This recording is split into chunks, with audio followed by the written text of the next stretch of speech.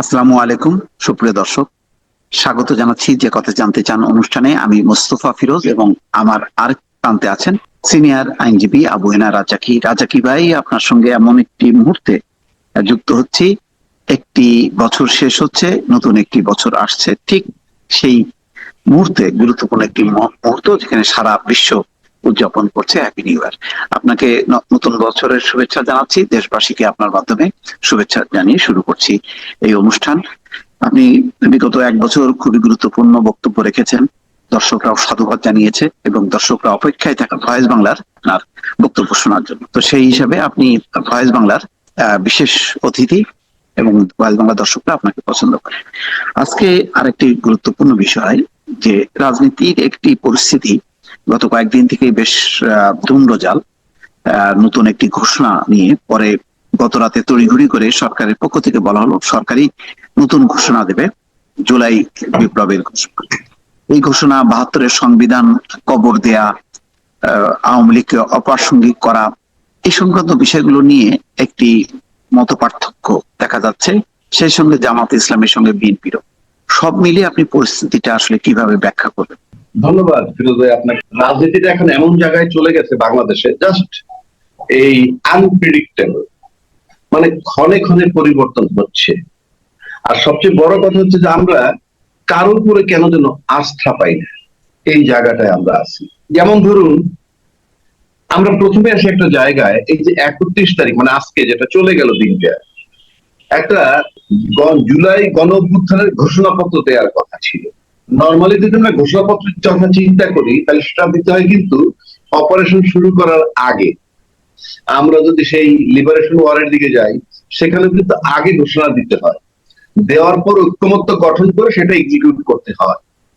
যাই হোক, সেই প্রসঙ্গটা আসার আগে আমি একটা জায়গায় যাচ্ছি যে আমাদের বাংলাদেশে ব্যতিক্রম ঘটনাটা কি হলো এবার। বাংলাদেশে কি এটা বিপ্লব হয়েছে না গণ অভ্যুত্থান হয়েছে? আমি অনেক বিজ্ঞ লোকজন বলছেন গণ অভ্যুত্থান, বিপ্লব নয়। আবার কেউ বলছেন বিপ্লব গণ অভ্যুত্থান নয়।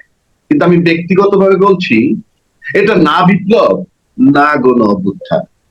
কারণ আমি যদি একটু পিছনে যাই, আমাদের বঙ্গবন্ধু হত্যার পর, তার সপরিবারে নিহত হওয়ার পর মোস্তাক আহমেদ সাহেব দায়িত্ব নিলেন, but he was backed by army. Army পিছনে ছিল কিন্তু সামনে ছিলেন সিভিল লোক। উনি ক্ষমতায় ছিলেন মাত্র ৮৩ দিন। তারপরে কিন্তু ঘটনার পট পরিবর্তন, সময় ব্যবধানে চলে আসলো জিয়াউর রহমান। জিয়াউর রহমান সাহেব আসার পর কি হইল? টোটাল পাওয়ারটা তার কাছে। প্রশাসন কিন্তু মাঠ থেকে পালায় নাই, টোটাল প্রশাসন মাঠে ছিল।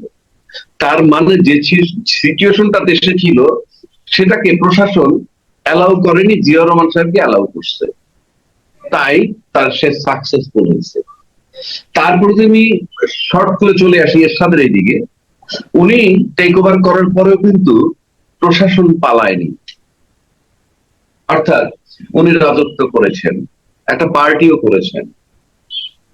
তারপরে যদি গ্যাপ দিয়ে চলে আসেন ২০২৪-এ, ২০২৪-এ যদি আসেন আপনি দেখবেন যে আর টেক ওভার করার পর আর সিভিল গভর্নমেন্ট জাস্ট মোস্তাক আহমেদের মতো, সামনে আছেন আমাদের ইউনূস সাহেব, পিছনে আছেন আর্মি। আমরা দেখতেছি, কারণ ওয়াকারুজ্জামান সাহেব বলছেন ওনার সাথে আছেন। সেই অর্থে মোস্তাক আহমেদ সাহেব ৮৩ দিন পার করার পর চলে গেছেন, কিন্তু ইউনূস সাহেব এখনো ভাগ্যবান যে মোটামুটি ৪ মাস পার করে ৫ মাসের দিকে চলছেন। আমি বলতে চাচ্ছি যদি প্রশাসন আপনার পিছনে না থাকে, আপনার সাকসেস হওয়ার সম্ভাবনা খুবই পুয়ার। এবং আপনি দেখেন, আমি ইউনূস সাহেব যাই করেন না কেন ওনার সাফল্য আছে। আমরা যেমন অর্থনীতিতে $২০ বিলিয়ন নিয়ে আসছি অলরেডি, আমরা জানি রিজার্ভ, এবং উনি একজন ভালো মানুষ, গ্রহণযোগ্য মানুষ, কিন্তু প্রশাসন এখনো মাঠে নামেনি। প্লাস আমি যদি একটা দিকে যাই, মানে সেই মোস্তাকের আমলটার সাথে যদি এটা মিলাই, আপনি দেখেন তো এবার সরকার যাওয়ার পর বিচারপতিরা চলে গেছে, বাংলাদেশ ব্যাংকের গভর্নর চলে গেছে, পুলিশ আসতেছে না, আমলারা আসতেছে না। আবার ১০৬ দ্বারা সংবিধান মোতাবেক আমাদের ইউনূস সাহেব ক্ষমতায় আছেন বৈধ, পাশাপাশি রাষ্ট্রপতি বা সাংবিধানিক ভাবে রাষ্ট্রপতি রয়েছেন। এরকম অভ্যুত্থান কি আমাদের দেশে কখনো হয়েছে? হয় নাই। টোটালটা কিন্তু একটা গ্রিপে ছিল, ইউনূস সাহেবের গ্রিপে টোটালটা নাই। তাহলে আমরা কি হচ্ছি? আমরা না অভ্যুত্থান করতে পারলাম, অভ্যুত্থান করেছি, না বিপ্লব করেছি। বরং বিপ্লব বলতে যা বোঝায় আমূল পরিবর্তন, যেমন কৃষি বিপ্লব। কৃষি বিপ্লব মানে কি? যে সিস্টেমে কৃষিটা চলছে এটা চলবে না। শিল্প বিপ্লব, যে সিস্টেমে চলছে এটা চলবে না, রিভার্স। আবার কোন সময় রাষ্ট্রীয় ভাবে আসে কি বিপ্লব, যে আমরা এই প্রজাতন্ত্রে আসি, আমরা ইসলামিক প্রজাতন্ত্রে করবো, এগুলাকে বলে বিপ্লব। সেই বিপ্লব যদি আপনি হিসাব করেন, সেই বিপ্লব তো 16 বছর যাবত একমাত্র শেখ হাসিনা করছে। কিরকম প্রশ্ন করতে পারেন? 2008-এর 30শে নভেম্বর বা 29শে ডিসেম্বর ক্ষমতা আসার পর উনি 2009-এর 25শে ফেব্রুয়ারি যে কেলেঙ্কারিটা ঘটাইলেন, কি? বাংলাদেশ সেনাবাহিনী চৌকস স্বতন্ত্র অফিসারকে কিল করে ফেললেন। তারপরে তিনি আবার আরেকটা ট্রিক্স করলেন, কি? যে কাদের ক্ষোভ কাদের ব্যথা শুনতে যাবো সেনাকুঞ্জে।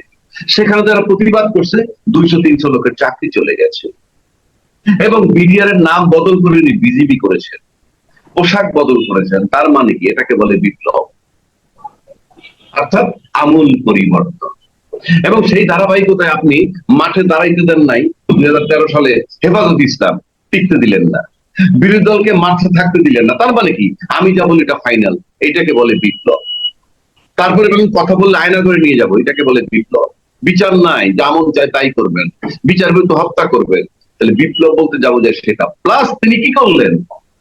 ডেমোক্রেসি নামে ডেমোক্রেটিক যে আমাদের সংবিধানটা ছিল, সেটা কিন্তু আস্তে আস্তে আস্তে আস্তে অটোক্রেটিক করে ফেললেন। অর্থাৎ ডেমোক্রেসির নামে অটোক্রেসি করে ফেললেন। এটাকে বলে বিপ্লব। আমার আবরণে ডেমোক্রেসি, ভিতরে হইলো আপনার অটোক্রেসি। কিরকম? যেমন পানির বোতলে, যেটা পানি, একটা একটা মানে মিনারেল ওয়াটার বোতলে যদি আপনি হোয়াইট ওয়াইন ঢুকান, ওটার কালারও সাদা। মানুষ দেখবে পানির বোতল, কিন্তু আসলে এটা হোয়াইট ওয়াইন। আবার কোকের বোতলে দেখবেন যে রেড ওয়াইন, মানুষ দেখবে কোকের বোতল, আসলে রেড ওয়াইন। তো উনি কিন্তু এইভাবে অটোক্রেসির বদলে, ডেমোক্রেসির বদলে অটোক্রেসি করছেন ডেমোক্রেসির নামে। সুতরাং বিপ্লব করেছেন হাসিনা সেই অর্থে। এখন আপনি যদি বলেন যে আমরা কি করব, আমাদের কি বিপ্লব নাকি? যেহেতু রাষ্ট্রপতি বসে আছেন সংবিধান মোতাবেক, ইউনূস সাহেব বসে আছেন 106 মোতাবেক। আবার পাশাপাশি আপনি যদি দেখেন যে রাষ্ট্রপতি যখন 16ই বিজয় দিবস উপলক্ষে দাওয়াত দিল, ইউনূস সাহেবরা গেলেন না। তার মানে পরিষ্কার একটা মতবিরোধ আছে। সুতরাং আপনি মনে করেন এটা বিপ্লব, আর কি বলে, এটা কি বিপ্লব না অভ্যুত্থান বলা মুশকিল। এটা কারণ হচ্ছে পিছনের কোন ইতিহাসের সাথে মেলে না। তারপরে আসেন সম্প্রতি ছাত্ররা কি করলো? তারা বলছে জুলাই গণ অভ্যুত্থানের ঘোষণাপত্র দিবে। ঘোষণাপত্রতে কিন্তু ইনফ্যাক্ট তাদের জুলাই মাসে যখন আন্দোলন শুরু হইলো, তখন কোনো এক সময় দেওয়া উচিত ছিল। কিন্তু তাদের ঘোষণাপত্রে কি আছে? মুজিববাদ সংবিধানের কবর রচনা করবে, অর্থাৎ 72-এর সংবিধানটাকে কবর দিবে। ভাই, এটা তো কেউ মানবে না। আপনি 72-এর সংবিধানটাকে যে কবর দিবেন, এই টার্মটাতে এত বেশি নেগেটিভ, এটা মানা কঠিন। প্লাস আগে যদি বলতেন, তাহলে যেহেতু এর আগেই শেখ হাসিনা স্বাধীনতার পক্ষ শক্তি বিপক্ষ শক্তি হিসেবে বিভাজন করে রেখেছে, তাইলে হয়তো আমাদের সেনা প্রধানের সমর্থন পাইতো না। সেই হিসাবে ঠিক আছে, তখন বলেন নাই, ভালো কথা। কিন্তু 5ই আগস্টের পরপর বলা উচিত ছিল, সেটাও কিন্তু বলেননি। মানে আইনের ভাষায় বলে জাস্টিস হারিড, জাস্টিস বাড়িড। আবার যদি বলেন প্রোক্লেমেশন হারিড, প্রোক্লেমেশন বাড়িড। যাক, তারা তখন বলেন নাই। কিন্তু তারপরে যখন 5ই আগস্ট পার করে ফেললেন, তখন বলা উচিত ছিল। ধরে নিলাম তখন বললে একটা পরিস্থিতি খারাপ হইতো। আপনি যখন 31-12-তে ডিসাইড করলেন যে আপনারা জুলাই গণ অভ্যুত্থানের ঘোষণাপত্র দিবেন, সেই হিসাবে সরকার তখন বলল যে এটার সাথে সরকারের কোনো সম্পর্ক নাই। কিন্তু আসিফ মাহমুদ এবং নাহিদের স্ট্যাটাসে এটার সাথে একটা সম্পৃক্ততা আমরা পেয়েছি। তো আপনি যেহেতু জুলাই প্রোক্লামেশন দিবেনই, দিলে পরে আপনি সরকার বললেন না এটার সাথে আমরা সম্পৃক্ত না, আবার সরকারের প্রেস উইং কেন বললেন যে এই ঘোষণাপত্র সরকার দিবে? সরকার দিবে বলার মানে হচ্ছে যে ছাত্র এখান থেকে সরে আসলো এবং সেই আন্দোলনটাকে রূপান্তরিত করলো কিসে? March for unity. অর্থাৎ আপনি শিফট করে ফেললেন। শিফট করে ফেলার মানে আবার আলটিমেটাম দিয়েছেন জানুয়ারির 15-র মধ্যে এই ঘোষণাপত্র দিতে হবে। তার মানে আপনি 24 থেকে কিন্তু 25-এ গেলেন। শুনতে শোনা যাবে কেমন জানেন? 1 বছরের গ্যাপ। অর্থাৎ 24-এর আন্দোলন, আপনি চলে যাচ্ছেন 2025-এ। সুতরাং আমার কাছে ব্যক্তিগতভাবে মনে হয় যে আদৌ এইটা বাস্তবায়ন হবে কিনা, ঘোষণাপত্র আসবে কিনা, আমার যথেষ্ট সন্দেহ আছে, এবং এখান থেকে তাদেরকে শিফট করা হলো বলে আমার কাছে ব্যক্তিগতভাবে মনে হয়। এবং জি। আহ, যদি এই প্রোক্লেমেশন না হয়, আমরা যদি লিবারেশন ওয়ারের প্রোক্লেমেশন দেখি, সেটাও কিন্তু 71 সালের প্রথম এটাকে আনলো 10ই এপ্রিল ঘোষণাপত্র, চূড়ান্ত করলো 17ই এপ্রিল। এবং সেখানে যে ঘোষণাপত্রটা আসছিল সেটা কিন্তু দেশ স্বাধীন হওয়ার পরেও চলমান ছিল। তারপরে যখন চূড়ান্ত ভাবে 1972 সালের 16ই ডিসেম্বর আমাদের সংবিধান, নতুন সংবিধান চূড়ান্ত হলো, তখন সেটা বাতিল হলো। তার মানে সংবিধান নতুন করা যায়, কিন্তু আপনারা এখন জাস্টিস ডিলেইড, জাস্টিস ডিনাইডে পড়ে গেছেন, অর্থাৎ প্রোক্লেমেশন ডিলে, প্রোক্লেমেশন ডিনাইড। আমি এখন মোটামুটি নিশ্চিত যে এই জুলাই অভ্যুত্থানের ঘোষণাপত্র আর আসবে বলে আমি মনে করি না। সব এটা মিলে আমার ব্যক্তিগত। একটু রাজনীতির অঙ্গনটাও একটু ঘোলাটে, মনে হচ্ছে পারস্পরিক একটা সন্দেহ অবিশ্বাস তৈরি হয়েছে। হ্যাঁ, ডেফিনেটলি। কারণ আপনি আপনি যদি ভাবেন এরকম ভাবে জিনিসটাকে, যে পরিবেশ তো অবশ্যই ঘোলাটে, যে একদিকে আহ আমি কালকে একটা টক শোতে ছিলাম, সেখানে বলতেছে একটা সমন্বয়ক ছিল একটা মেয়ে, তাকে প্রশ্ন করা হলো যে আপনারা ইউনুস সরকারের আনুকূল্য নিচ্ছেন কিনা, মানে এই যে নতুন পার্টি হবে বা কিছু, সে তখন বলে যে না, আমরা আনুকূল্য নিচ্ছি না। তা আমার পালা যখন আসলে আমি বললাম যে না, ইউনুস সরকার আনুকূল্য দিচ্ছেন, যদি বলেন কিভাবে, যদি বলেন কিভাবে। নাম্বার ওয়ান, আপনি যদি আনুকূল্যের প্রশ্ন আনেন, তাহলে আপনি ইউনুস সাহেব একটা কথা বলছেন যে 17 বছর পর্যন্ত ভোটার লিস্টে অন্তর্ভুক্ত করা যেতে পারে।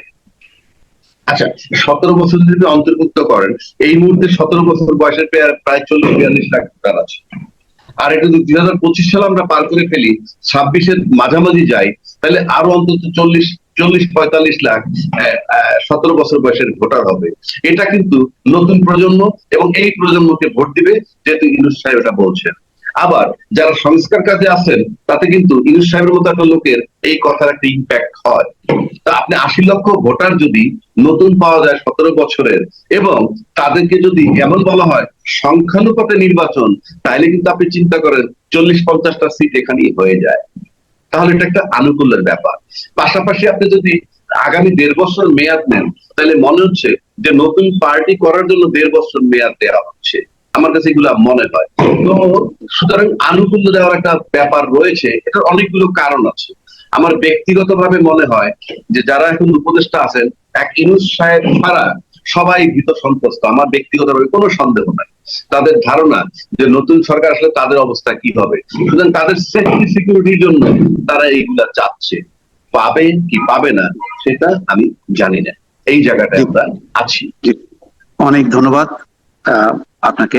দর্শক শুনছিলেন সম্প্রতি খুবই একটি হট টপিক, যেটা নিয়ে একটা ভুল বোঝাবুঝি আছে রাজনীতিতে, তা নিয়ে আবু হেনা রাজ্জাকী বিশ্লেষণ। আশা করি আমরা নতুন বছরে আরো নতুন নতুন বিশ্লেষণ নিয়ে আসবো প্রতিনিয়ত।